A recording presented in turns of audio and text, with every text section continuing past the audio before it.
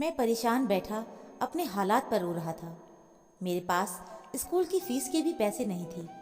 मैं अपने बाबा से भी फीस नहीं मांगता था। तभी मैंने मंदिर से एक ऐलान सुना। मंदिर में ऐलान हो रहा था कि ठाकुर सूरज सिंह उस नौजवान को 1 लाख रुपए देगा जो उसकी बेटी के साथ एक रात गुजारेगा। मैंने सोचा कि शायद मैं गलत तो नहीं सुन रहा हूँ, मेरे कान खराब हो गए हैं। मैंने दोबारा सुनने की कोशिश की। इस बात ने मुझे हैरान कर दिया था। मैं तो सोच भी नहीं सकता था कि ऐसा ठाकुर सूरज सिंह की किसी मंदिर में ऐलान करवा कर कह सकता है, क्योंकि मंदिर से ऐसा ऐलान करवाना बड़ी अजीब बात थी। मैं समझा कि शायद मेरे कानों में कोई कमी होगी। बाहर आकर मैंने बाबा से पूछा, क्या ये ऐलान आपने भी सुना है? मुझे तो लगता है कि मेरे कान खराब हैं। बाबा मेरी तरफ देखकर हैरत भरी निगाहों से बोले, नहीं बेटे, तुमने सही सुना है। हैरान तो मैं भी हूँ कि ठाकुर सूरज सिंह ऐसी बात कैसे कर सकता है, वो भी मंदिर जैसी पवित्र जगह पर। आखिर कोई तो वजह होगी कि सूरज सिंह को ये ऐलान करवाना पड़ा। मैं जाकर पूछूंगा। सुबह जब पूजा पाठ के लिए लोग आएंगे तो मैं उनसे पूछूंगा। लेकिन मुझे नहीं लगता कि ये ऐलान मंदिर से हुआ है। किसी ने ये ऐलान स्पीकर से किया है। बाबा की बात सही थी। अक्सर ऐलान स्पीकर से भी हो जाते थे जो मंदिर में ना करवाए जा सकते हों, जैसे कि ये ऐलान था। बड़ा बेशर्म सा। मगर हम लोग जब सुबह मंदिर गए तो पता चला कि ये ऐलान मंदिर से ही हुआ है। सब लोग हैरत और गुस्से में थे। सब बोले कि ऐसा तो कभी भी नहीं हुआ कि मंदिर से ऐसा बेहुदा सा ऐलान हुआ हो। तब मेरे बाबा कहने लगे कि कोई व्यक्ति ऐसा क्यों करेगा। मुझे लगता है कि वो लोगों के साथ मजाक कर रहा है, उन्हें किसी जाल में फंसाना चाहता है, वरना कोई व्यक्ति अपनी बेटी के बारे में ऐसी बात कभी नहीं कर सकता, वो भी मंदिर में। उसने अपनी बेटी के बारे में इतना बड़ा ऐलान करवाया है। क्या पता उसे मदद की जरूरत हो। वैसे भी ठाकुर सूरज सिंह तो यहाँ आया भी नहीं।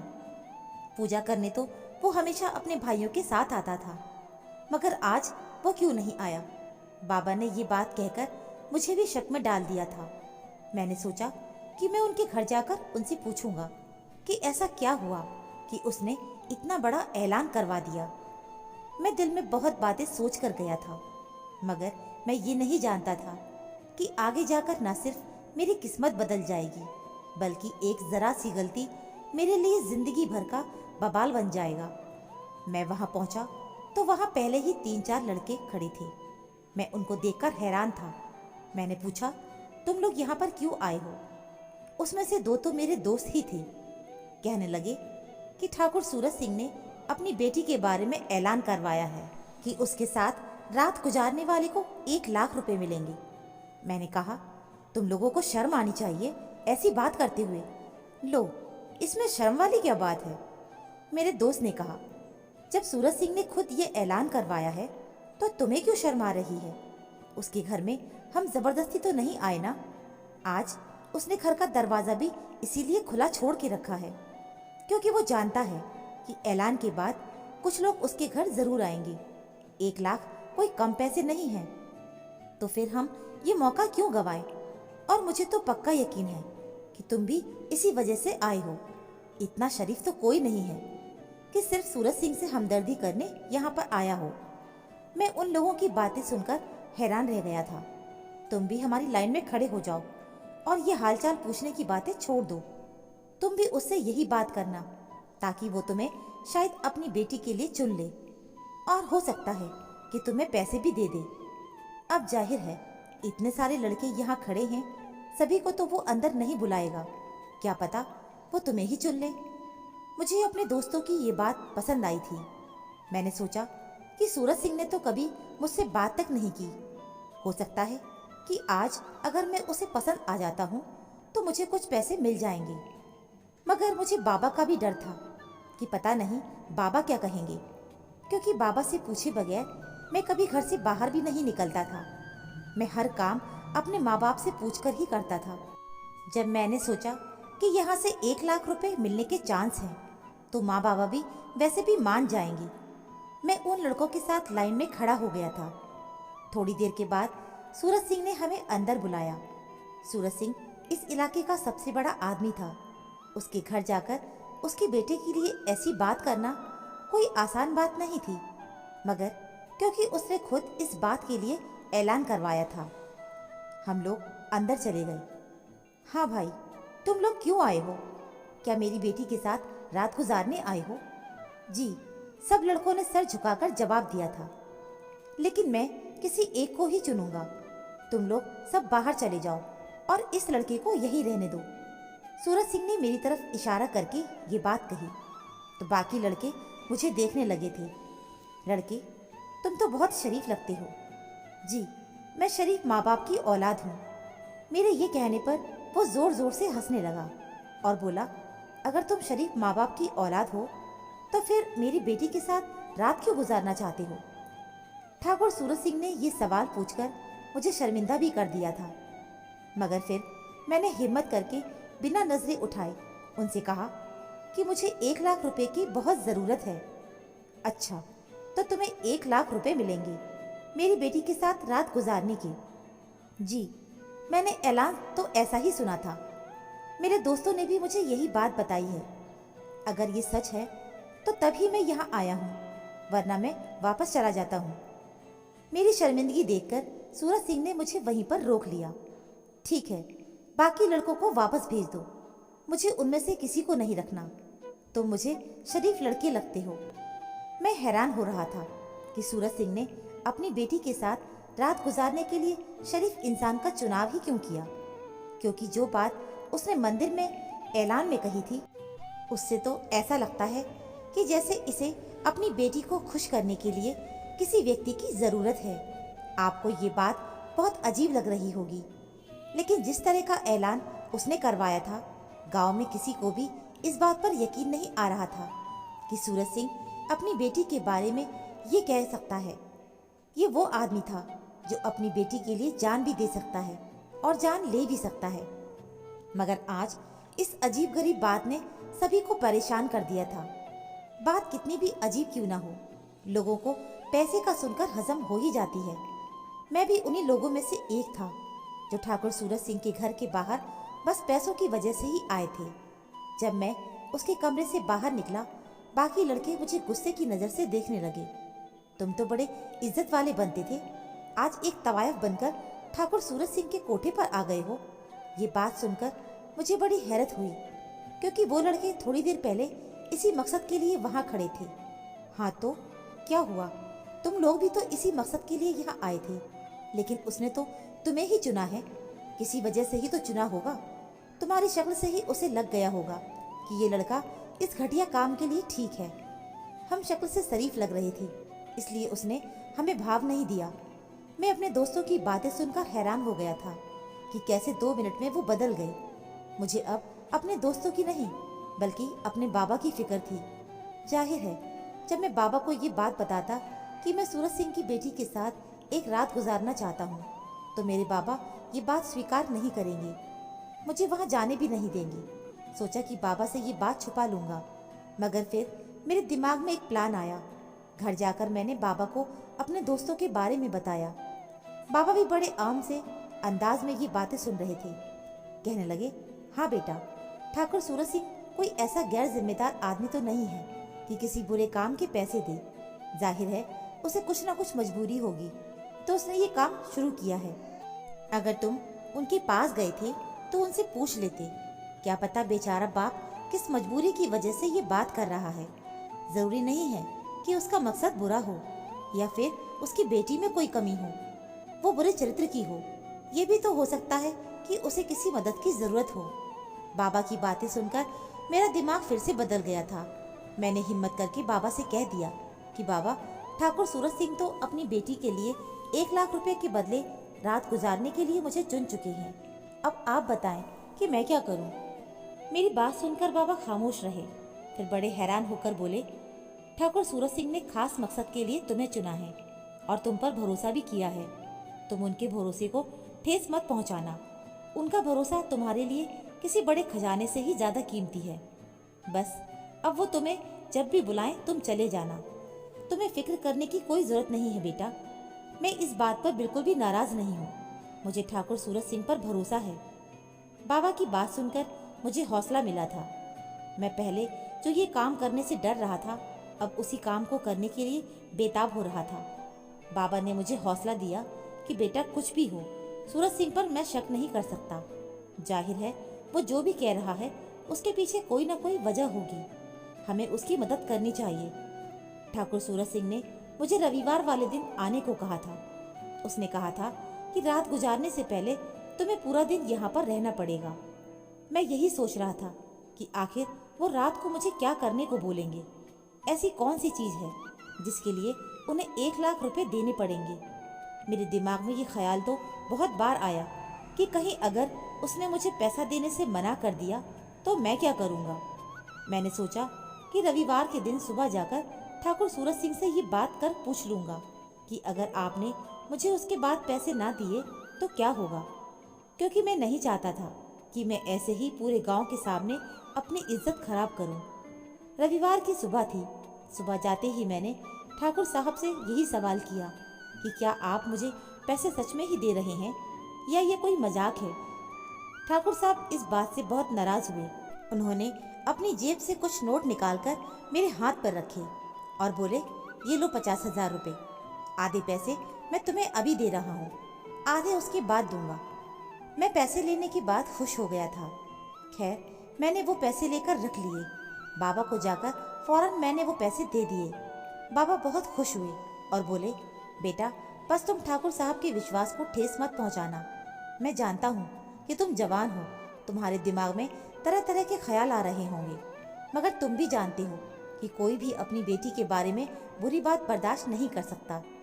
मैं वापस आया तो ठाकुर सूरज सिंह ने मेरे लिए कमरा तैयार करवा रखा था। मुझे समझ में नहीं आ रहा था कि कमरे का मकसद क्या है। उनके नौकर ने मुझसे कहा कि अंदर कमरे में चले जाएं, ठाकुर सूरज सिंह आपसे बात करना चाहते हैं। मुझे ये कमरा देखकर बहुत हैरत हो रही थी। मैंने देखा सामने सूरज सिंह बैठे थे। वो अकेले कमरे में मुझसे क्या बात करना चाहते थे, ये सोचकर ही मैं डर गया था।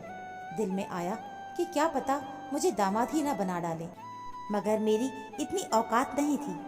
मैं तो एक गरीब बाप का बेटा था। मैं उनके सामने सर झुकाकर बैठ गया। देखो बेटा, तुम्हें मेरी बात बहुत अजीब सी लगी होगी। मैंने जिंदगी में कभी ऐसा नहीं सोचा था कि मैं अपनी बेटी के बारे में लोगों को बात करने का मौका दूंगा, मगर बेटा मैं बहुत ज़्यादा मजबूर हो गया हूँ। मैंने भी अपनी बेटी का ये वो रूप देखा है जो आज से पहले कभी नहीं देखा था। मैं एक मजबूर बाप हूँ। तुमने सोचा भी कैसे? जो पैसे मैंने तुमको दिए हैं वो तुम्हारी हिम्मत और शराफत के पैसे हैं, वरना कोई भी बाप अपनी बेटी के बदले में इतने पैसे नहीं दे सकता। पैसे तो क्या, वो जान ले सकता है, मगर पैसे नहीं दे सकता। बेटा मेरे जुड़े हुए हाथ देख लो। ये देखो, मैं अपनी बेटी को लेकर तुम पर भरोसा कर रहा हूँ। मैं ऐसा आदमी हूँ कि अपनी बेटी की तरफ उठने वाली गलत निगाह को भी फोड़ दूंगा, लेकिन तुम्हें मैं अपनी बेटी के साथ एक रात के लिए कमरे में क्यों छोड़ूंगा? इसके पीछे एक वजह है और वो वजह तुम्हें खुद समझ आ जाएगी। बस मैं तुम्हें एक ही बात कहूँगा कि तुम उसकी तरफ गलत नज़र से देखने की हिम्मत भी मत करना। मैं अपनी बेटी के लिए जो कुछ भी कर रहा हूँ एक बाप की हैसियत से कर रहा हूँ। मेरी बेटी नाजों में पली बड़ी है, लेकिन ये मेरी परेशानी है जिसे मैं खुद हल नहीं कर सकता। उस आदमी ने मुझे ये बात कहकर और डरा दिया था। चौधरी सूरज सिंह के बारे में पहले ही बड़ी डरावनी बातें मशहूर थीं और जाहिर है वो आदमी था भी बहुत रौबदार। मुझे खुद पर भरोसा था। मैं कोई हवस का पुजारी नहीं था कि किसी औरत को देखकर बेकाबू हो जाऊं, लेकिन मैंने सोचा था जो गलती मैं करने जा रहा हूं उसकी कीमत मुझे बहुत भारी चुकानी पड़ेगी। शाम के 4 बजे थे। सूरज सिंह कमरे में आए और कहने लगे कि बेटा तैयार हो, अब तुम्हें वो बर्दाश्त करना है जो तुमने पूरी जिंदगी में नहीं देखा। मेरे दिल की धड़कनें बढ़ती ही जा रही थीं। जैसे ही रात के 8 बजे मुझे सूरज सिंह ने अंदर जाने का इशारा किया, मैं किसी मुजरिम की तरह सर झुकाए कमरे के अंदर चला गया। सामने का मंजर देखा तो मेरी आंखें हैरत के मारे फट पड़ी थी। सूरज सिंह की बेटी खूबसूरत अंदाज में तैयार सामने बैठी थी। उसने अपने होठों पर लिपस्टिक लगा रखी थी, गाल भी लाल थे और बाल खुले हुए थे। उसे देखकर कहीं से भी ये ख्याल नहीं आया कि वो किसी शरीफ आदमी की बेटी है। मैंने उस लड़की को देखा तो मुझे लगा कि ये हमारे गांव की लड़की नहीं है, बल्कि ये कहीं और से आई है। ये सच है कि मैंने कभी सूरज सिंह की बेटी को इससे पहले नहीं देखा था। गांव की लड़कियां तो बहुत शर्मीली, उनके कपड़े अलग होते हैं, मगर इस लड़की के कपड़े भी अजीब थे। इसका रंग हद से ज्यादा सफेद था।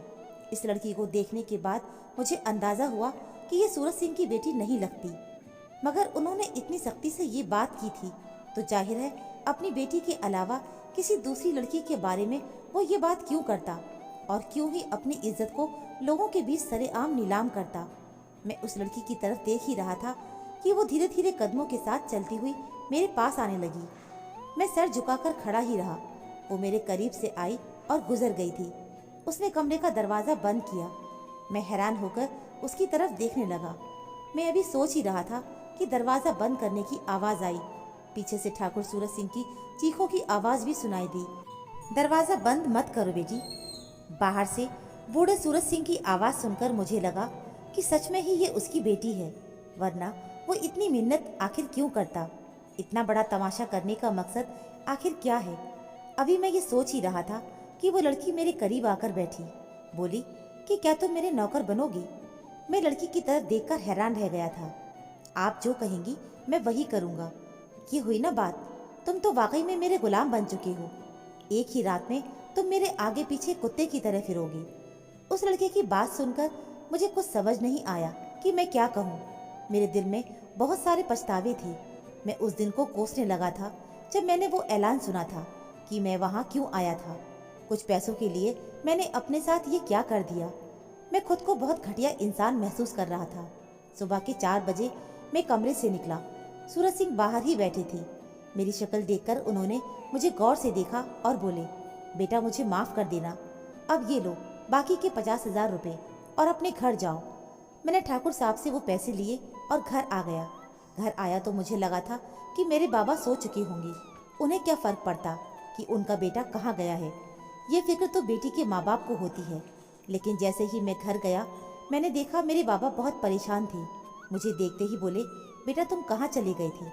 मैंने तुम्हें उस वक्त तो कह दिया, लेकिन बाद में ख्याल आया कि तुम तो मेरे बेटे हो, मुझे तुम्हें ऐसे नहीं कहना चाहिए था। पैसों के लिए तुम उसके घर तो चले गए, मगर आगे क्या होगा ये तो मैंने सोचा ही नहीं था। बेटा तुम ठीक तो हो ना। बाबा मुझे लेकर बैठ गए। मैंने बाबा को कोई बात नहीं बताई थी। मैं नहीं चाहता था कि मेरे बाबा भी परेशान हों। सुबह मेरे उठने से पहले ही सूरज सिंह हमारे घर पर बैठे थे। मैं तो उनकी आवाज़ से ही जागा था। वो बाबा से बातें कर रही थी। मैं बाहर आया तो उन्हें देखकर हैरान रह गया। क्या बात है बाबा। मैंने परेशानी से उनकी तरफ देखा था। ठाकुर सूरज सिंह बड़ी मिन्नत करने वाले अंदाज में मेरी तरफ देख रहे थे। बेटा अगर तुम मेरी बात सुनोगे तो तुम सच जान जाओगे। उसके बाद अगर तुम मेरी मदद करना चाहते हो तो ठीक है। मैं सूरज सिंह के सामने बैठ गया। तब उन्होंने जो सच उगला उसे सुनकर मैं नहीं बल्कि बाबा भी हैरान रह गए थे। बेटा बात यह है, गांव में मेरी बहुत इज्जत है, मगर इंसान से वो गलतियां हो जाती हैं जिन्हें वो सुधार नहीं सकता। मैंने भी एक बहुत बड़ी गलती की। जब मैं 2 साल पहले जापान गया, वहाँ मैंने एक औरत से शादी कर ली। उस औरत से शादी करके मैंने बहुत बड़ी गलती की थी, जिसे ना ही खानदान के बारे में कोई परवाह थी और ना ही किसी रिश्ते का मान था। मेरी पहली पत्नी तो इस दुनिया में नहीं है, मगर इस बीच जब मेरी औलाद पैदा हुई, वो भी बेटी, तो मैं कांप कर रह गया था। मैंने उस जापानी औरत से शादी तो कर ली थी, मगर मैं उसके सामने सर उठाने के भी काबिल नहीं रहा। मैं अपनी पत्नी से बहुत परेशान हो गया था, क्योंकि अब मुझे एक बेटी भी थी और मैं ये नहीं चाहता था कि मेरा खून वहाँ पर रहकर बर्बाद हो। मैंने अपनी पत्नी को बहुत सारे पैसे देकर उससे अपनी बेटी ले ली। अपनी बेटी की जान छुड़वाकर जब मैं हिंदुस्तान वापस आया तो मैंने देखा कि वो बहुत ज़्यादा बिगड़ चुकी थी। इतनी बिगड़ चुकी थी कि मैं उसका इलाज नहीं कर पा रहा था। मैंने ये बात अपने पूरे गांव के लोगों से छुपाई थी। किसी को नहीं पता कि मेरी जापानी पत्नी से मेरी एक बेटी भी पैदा हुई है। मेरी बेटी का कुछ मानसिक संतुलन बिगड़ चुका था। कभी तो वो किसी आदमी को मारने की फरमाइश करती, तो कभी कुछ और। बेटा उस रात उसने तुम पर जुल्म किया, तुम्हें थप्पड़ मारे थे, तुम्हें रात भर नोचती रही। ये सब उसका बचपना है। मैंने सोचा मैं उसका इलाज किसी डॉक्टर से करवाऊंगा, मगर दिमाग में एक ही बात आती थी कि मेरी उस बिगड़ी हुई बेटी से शादी कौन करेगा। बेटा तुम अगर मेरी उस पागल बेटी से शादी करने के लिए तैयार हो तो मैं वादा करता हूँ कि मैं उसका इलाज करवाऊंगा। बल्कि जिंदगी भर तुम्हारा भी ख्याल रखूंगा। सूरज सिंह की बात सुनकर मैं और बाबा दोनों ही हैरान रह गए थे। समझ में ही नहीं आ रहा था कि क्या करें, क्योंकि मैंने कभी सोचा भी नहीं था कि मुझे जिंदगी में ऐसी लड़की का सामना करना पड़ेगा। बाबा ने मेरी तरफ ऐसी नज़र से देखा जैसे बस मुझे उससे शादी करके बाबा की खुशी हासिल होगी। मैंने उससे शादी कर ली। ठाकुर साहब ने ये बात पूरे गांव के सामने रख दी थी, क्योंकि इसके अलावा उनके पास अब और कोई चारा भी नहीं था। अपनी बेटी को ठीक करने के लिए वो उसकी शादी करना चाहते थे, और उसकी दिमागी सेहत के लिए भी ये ज़रूरी था कि वो पूरे गांव के सामने रहे। इतनी खुफिया ज़िंदगी गुजारने के बजाय उसे लोगों के सामने आने की ज़रूरत थी। ये उसकी सेहत के लिए बेहतर ही था। मैंने ठाकुर सूरज सिंह की बेटी से शादी कर ली। मेरी नीयत साफ थी, इसीलिए शायद ऊपर वाले ने भी उसे ठीक कर दिया, और अब हम एक साथ खुश रहकर खुशहाल ज़िंदगी गुजार रहे हैं। तो दोस्तों, उम्मीद है ये कहानी आपको पसंद आई होगी। कहानी पसंद आई है तो प्लीज़ वीडियो को लाइक, शेयर और चैनल को सब्सक्राइब ज़रूर कर लीजिएगा। मिलते हैं फिर एक नई कहानी के साथ। कहानी सुनने के लिए आप सभी का बहुत बहुत धन्यवाद।